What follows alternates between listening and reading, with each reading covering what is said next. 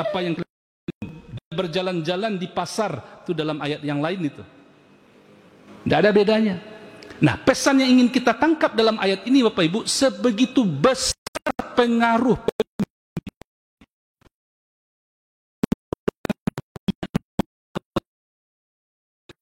petangga. Baradinya mamak bisa dipengaruhi, bisa dapat tanda tangan. Karena begitu yakin dia, niat mamak itu akan memberi pengaruh. Ada bagai yang mendatangi ustaz-ustaz kondang, ulama-ulama terkemuka.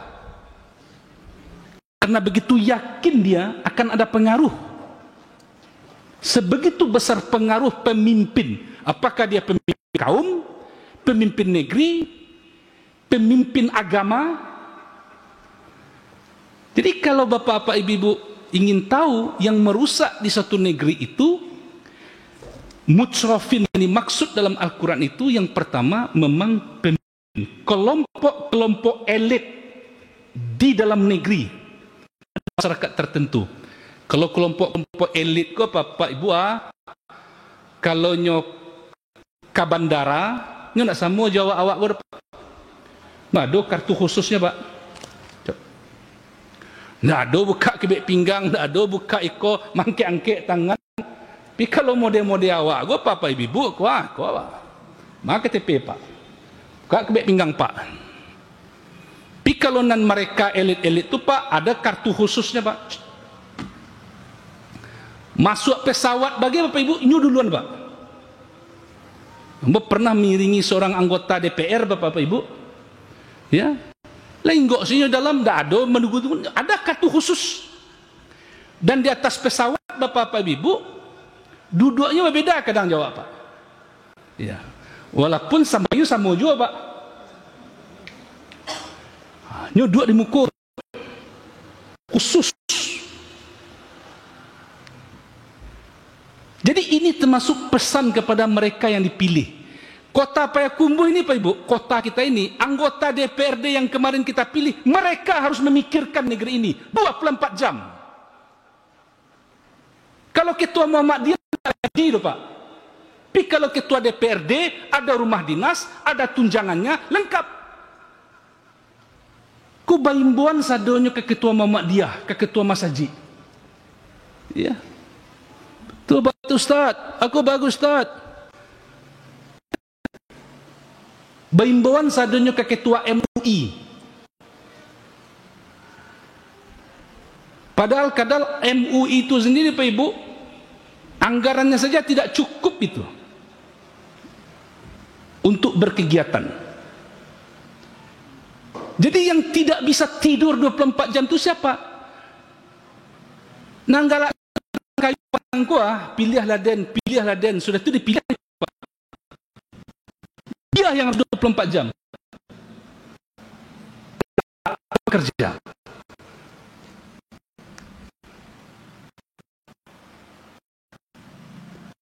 Bayangkan Bapak Ibu, kalau pemimpin suatu kaum itu adalah orang yang rusak, wajar. Saya tidak menyebut secara definitif negerinya, wajar kalau ada satu negeri ladang minyaknya luas, tambangnya disebut oleh ahli terluas di dunia, sampai sungai-sungainya sudah keruh oleh tambang emas itu, namun masyarakat miskin. Anak-anak di negeri itu kalau akan kuliah mau song-song proposal dari surau-surau, dari masjid-masjid. Makanya tadi saya tanya, ada proposal masuk enggak? Untuk diumumkan. Rupanya enggak ada, ya. Mestinya Bapak Ibu, di negeri yang kaya seperti itu, anak-anak mereka yang kuliah ke luar negeri, yang dalam 1000 orang mungkin hanya 5 orang yang bisa, mereka tidak perlu menunggu-nunggu dibuka kotak infak. Ditunggunya di sudut pintu masjid. Padahal setelah pulang nanti mereka yang akan menjadi pemimpin umat ini. Tetapi coba Bapak Ibu lihat, ya, kalau di negeri itu pemimpinnya termasuk ke dalam kelompok mutsrafin yang Allah sebut dalam ayat ini, wa atsrafnahum fil hayatid dunya.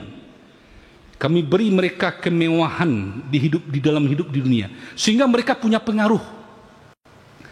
Pertama Bapak Ibu dengan kekuasaan, sudah itu dengan kekayaan,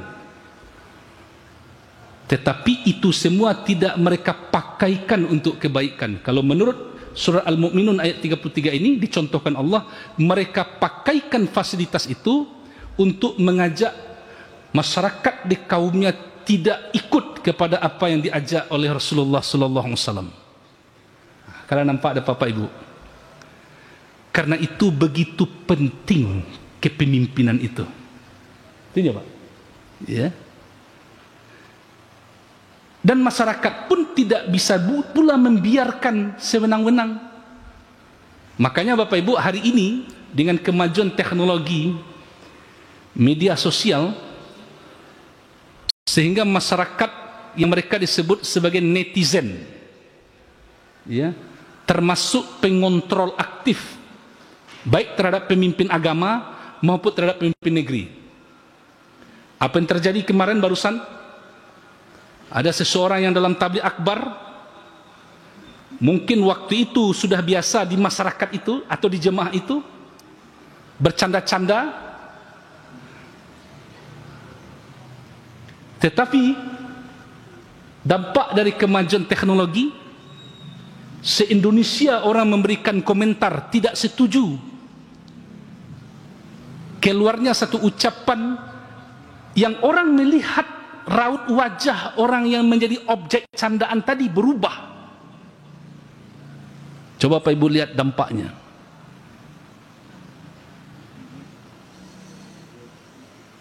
Itu artinya apa Bapak Ibu? Kita pun tidak boleh pula diam. Nah, jadi kalau ada menyampaikan masukan, sampaikan dengan santun, sampaikan secara sesuai dengan prosedur hukum, ya.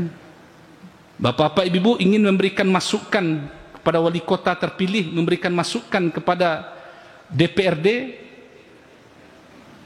dengan adanya organisasi kemasyarakatan, baik di lingkungan nagari kita, di tingkat nagari kita, kankah namanya, atau organisasi kemasyarakatan yang lain, sampaikan, dan kita minta pemimpin kita tadi, datuk yang kita angkat tadi, tolong tuak, kalau diagam tolongnya sampai usulan kami itu. Ya.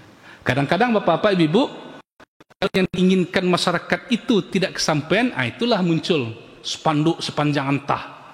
Ya, tolong ditutup tempat ini. Ya, sudah menggelisahkan masyarakat, orang berbuat maksiat. Nah, kenapa sampai ada spanduk dibuat oleh masyarakat dahulu di kota Payakumbuh ini untuk menutup satu tempat yang berhampiran dengan masjid, tetapi itu diduga tempat maksiat karena saluran komunikasi yang disampaikan secara formal apakah kepada pihak-pihak tertentu tidak kunjung berbuah sesuai yang diinginkan oleh masyarakat. Ya. Jadi bapak-bapak ibu-ibu, siapa aktor perusak keharmonisan itu? Mereka bukan orang-orang biasa, mereka bukan rakyat biasa, tetapi adalah pemimpin di negeri itu. Makanya kalau bapak ibu lihat suatu negeri yang pemimpinnya, namun rakyatnya itu keluar dari negara itu, Pak. Kalau saya contohkan misalnya Brunei Darussalam yang dibantu oleh negaranya, kerajaan bukan saja orang sakit, orang yang menunggui orang sakit itu pun diberikan bantuan. Dan kalau rumah sakit di negerinya itu tidak bisa menangani, kerajaannya justru membantu rakyatnya tadi untuk berobat ke luar negaranya. Itu bapak ibu lihat. Ya. Nah, apa pesan yang pertama dalam ayat ini? Mutsrafin itu Aktor yang merusak keharmonisan itu adalah tokoh-tokoh di kaumnya. Jadi Bapak Ibu, adat Minang go rusaknya dek siapa Bapak Ibu? Kalau menurut ayat kau pahami, dek rakyat biasa atau dek orang nan tahu ju adat? Boleh jadi orang yang tahu dengan adat itu, orang yang diberikan amanah sebagai pemangku adat, tidak menunaikan amanah itu sebagaimana sepatutnya. Satu. Yang kedua Bapak-bapak Ibu, mutsrafin sebagai orang atau aktor yang merusak negeri, merusak keharmonisan dalam hidup di tengah-tengah masyarakat itu, ambo ajak Bapak Ibu membuka surah Al-Isra, surah ke-17 ayat 16. Siapa mereka? Surah Al-Isra, surah ke-17 ayat 16. A'udzu billahi minasy syaithanir rajim. Bismillahirrahmanirrahim. Wa idza aradna an nuhlika qaryatan amrana mutrafiha fafasaqu fiha fahaqqa 'alayha al-qawlu fadammarnaha tadmira. Surah Al-Isra, surah 17 ayat ke-16. Wa idza aradna an nuhlika qaryah, apabila kami, kata Allah, hendak membinasakan suatu negeri. Bu, nah, kalau Allah mengizinkan terjadi kebinasaan di suatu negeri, amarna mutrafiha, kami perintahkan mutrafiha, orang-orang yang hidup mewah di negeri itu diperintahkan untuk membayar zakat, diperintahkan untuk peduli kepada rakyat papa, rakyat miskin, diperintahkan untuk mentaati Allah. Jangan sampai hartanya itu dipakaikan untuk kerusakan. Tapi apa yang terjadi? Fafasaqu fiha, mereka justru melakukan kedurhakaan fiha, di negeri itu. Fahaqqa 'alaiha al-qawlu fadammarnaha tadmira. Ya. Mereka lakukan, maka berlakulah, maka sepantasnya lah berlaku terhadap negeri itu hukuman kami, bahwa kemudian kami binasakan sama sekali negeri tersebut. Lalu siapa mutrafin ini maksud dalam surah Al-Isra ayat 16 ini Pak Ibu? Orang-orang yang memiliki kelebihan harta, namun mereka tenggelam dengan hartanya itu, sibuk dengan kemewahan dan abai dengan tanggung jawab mereka kepada masyarakat, abai dengan tuntunan Allah yang memberikan harta Allah, tapi abai mereka apa yang harus mereka gunakan dengan harta itu. Nan kedua ko Bapak Ibu, orang-orang kaya di suatu negeri. Nah, kok kalau di Kambang mana Bapak Ibu, ada negeri yang tanah-tanah di negeri itu sudah dikapling-kapling oleh orang-orang kaya tertentu. Satu di antaranya Indonesia ini. Nah, kalau dibentangkan kajinya lebih mendalam Bapak Ibu terhormat, ya, kok sudah isawak mengaji kalau Pak. Itulah lain forumnya Pak. Ambo yakin Bapak Ibu banyak lebih tahu dari Ambo kalau tentang persoalan kok. Siapa pemilik modal? Ya. Kekayaan yang ada di Indonesia ini Pak Ibu, apakah merata dimiliki oleh semua orang? Tidak Pak. Pemegang-pemegang kunci-kunci kekayaan,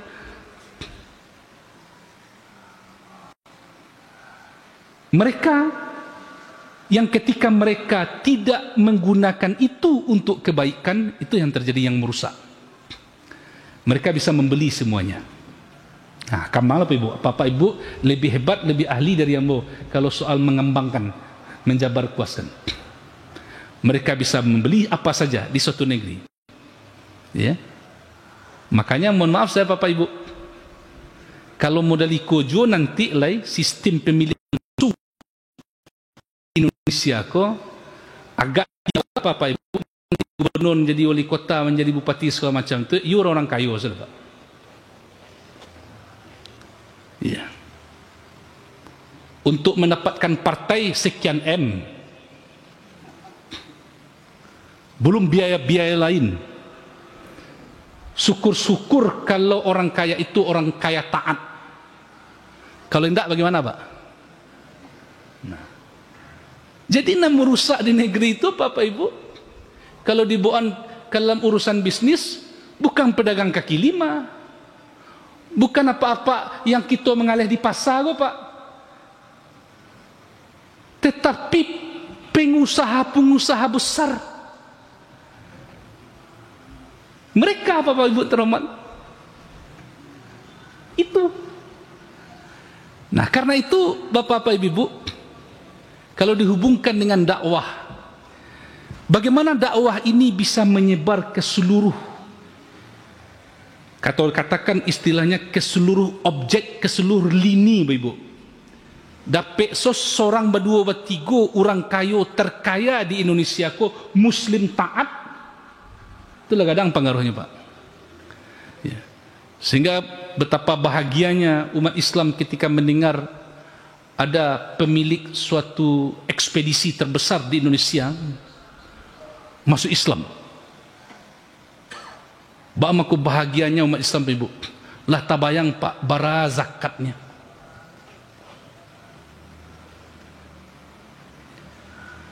Ya Bu.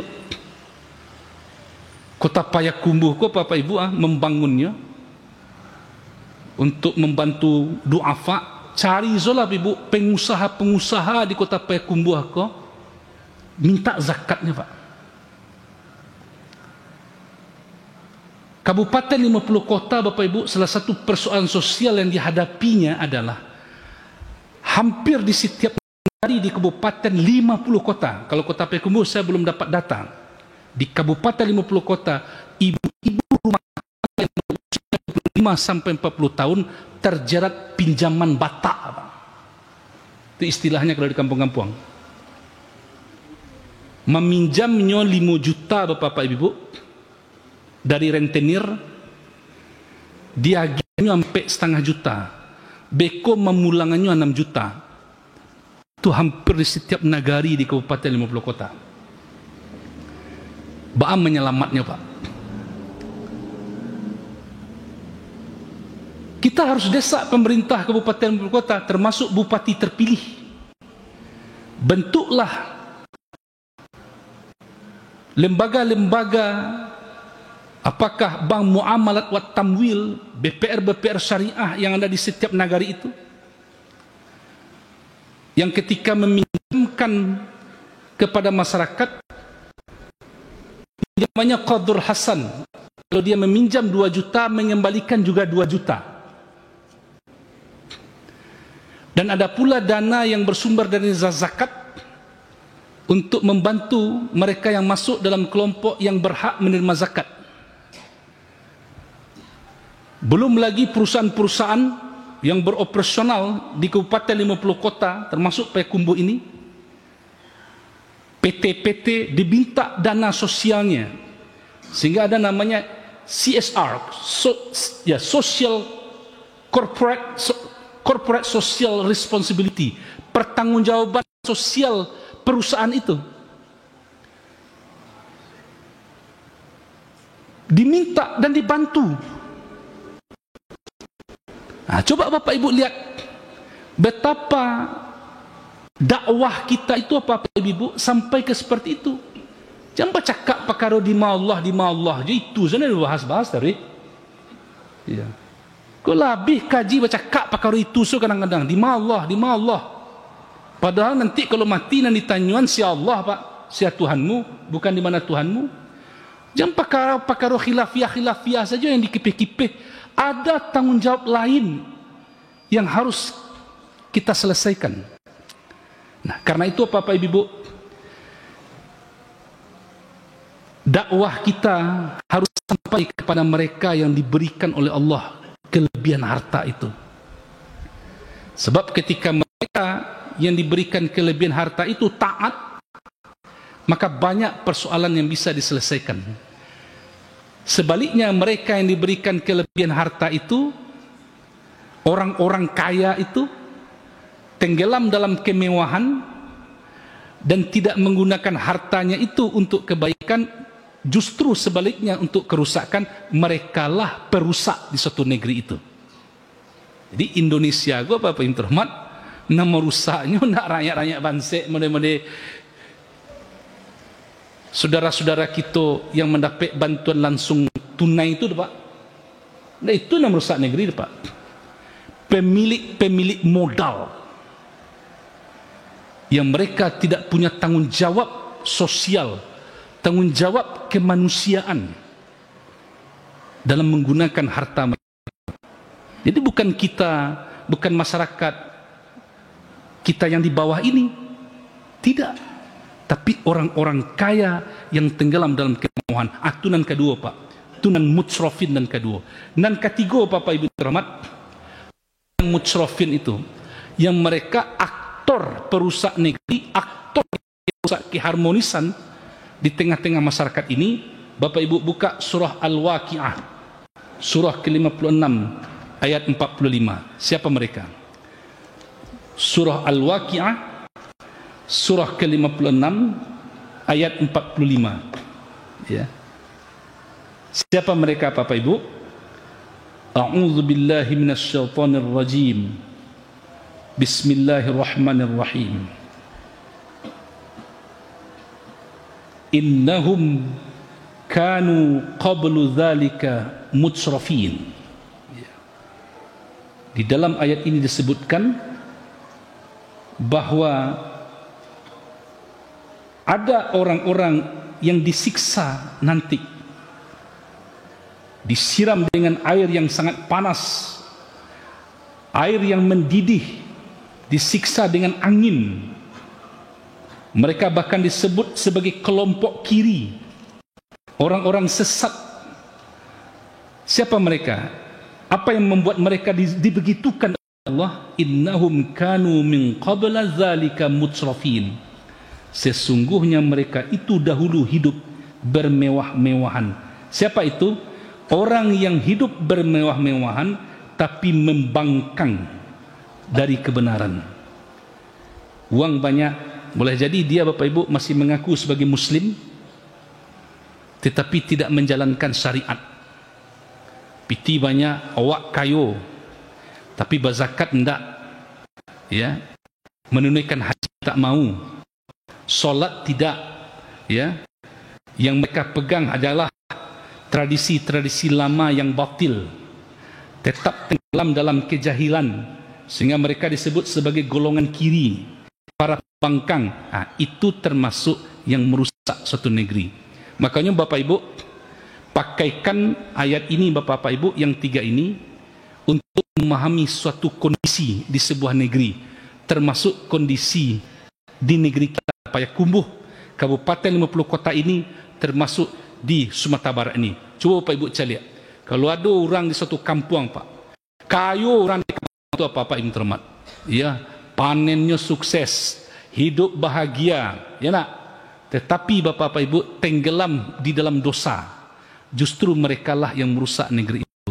Dan biasanya baik berdasarkan pengalaman sejarah seperti yang diceritakan dalam Al-Quran maupun yang kita dalam hidup sehari-hari, biasanya Bapak Ibu, apabila ada suatu kampung, suatu negeri, diberikan di negeri itu kelimpahan nikmat, ya, apakah hasil panen, ekonomi bagus, tapi kalau mereka tidak taat, hati-hati saja.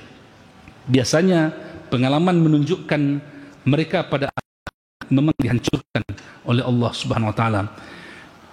Dan bahkan kemudian tanpa mereka sadari, mereka pun tidak sadar bahwa mereka telah berada di tepi jurang, apa yang disebut dengan istidraj. Diberikan nikmat terus menerus, diberikan kekayaan, diberikan kesehatan, tapi tidak taat, mereka tidak sadar bahwa mereka berada di tepi jurang. Kalau tidak langsung Allah yang menurunkan azabnya, bencana, apakah dihancurkan sehancur-hancurnya, biasanya Bapak Ibu, mereka secara lambat laun tidak menyadari menuju kehancuran. Kadang-kadang ya banyak persoalan di masyarakat itu, rumah tangga tidak aman, anak-anak tidak bisa diatur, pada akhirnya mereka kaya tetapi tidak mendapatkan kebahagiaan.